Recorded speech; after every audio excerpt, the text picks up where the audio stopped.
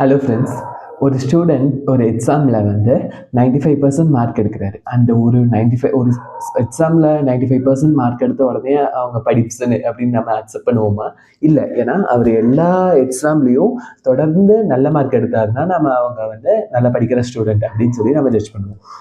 அதே மாதிரி தான் மிஷின் லேர்னிங்கில் ஒரு மாடலில் ஒரு டைம் மட்டும் டெஸ்ட் பண்ணி அந்த மாடல் 95% மார்க் ரிசல்ட் அக்யூரசி கொடுத்துச்சுன்னா அது நல்ல மாடல்னு நம்ம டிசைட் பண்ண மாட்டோம். மல்டிபிள் டைம் டெஸ்ட் பண்ணி வர அதோட ரிசல்ட்டை தான் நம்ம அது நல்ல மாடலாக இல்லையான்னு நம்ம டிசைட் பண்ணுவோம். ஸோ அதை எப்படி டெஸ்ட் பண்ணுறது? அது டெஸ்ட் பண்ணுற மெத்தட் பேர் தான் கிராஸ் வேலிடேஷன். எப்படி டெஸ்ட் பண்ணுவாங்கன்னா அந்த கிராஸ் வேலிடேஷனை வந்து நம்ம கேஃபோல்டு மெக்கானிசம் அப்படின்னு சொல்லுவோம். எவ்வளோ டைம் ஸ்பிளிட் பண்ணுறோமோ அந்த ஸ்பிளிட்டை வந்து நம்ம ஃபோல்டுன்னு சொல்லுவோம். ஃபார் எக்ஸாம்பிள் இப்போ 100 டேட்டா செட் இருக்குன்னு வச்சுக்கோங்க. ஒரு டேட்டா செட்டில் 100 ரோஸ் இருக்குன்னு வச்சுக்கோங்க. அதை வந்து நம்ம 5ஆக ஸ்பிளிட் பண்ணுவோம். அந்த 5ங்கிறது கே டர்ம்ஸ். நீங்கள் எவ்வளோ டைம் வேணாலும் டிசைட் பண்ணலாம். அந்த ஃபார் எக்ஸாம்பிள் நான் 5 பார்ட்ஸ்ன்னு சொல்கிறேன்.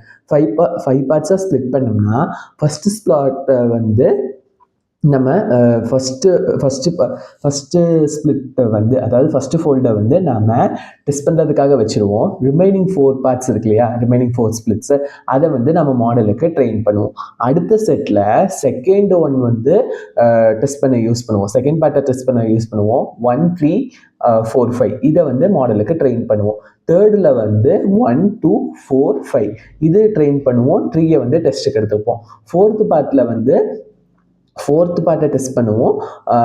அதுக்கப்புறம் 1 2 3 5 இதை வந்து ட்ரெயின் பண்ணுவோம். அடுத்து 5th பார்ட்டில் வந்து 5த்தை டெஸ்ட் பண்ணுவோம்.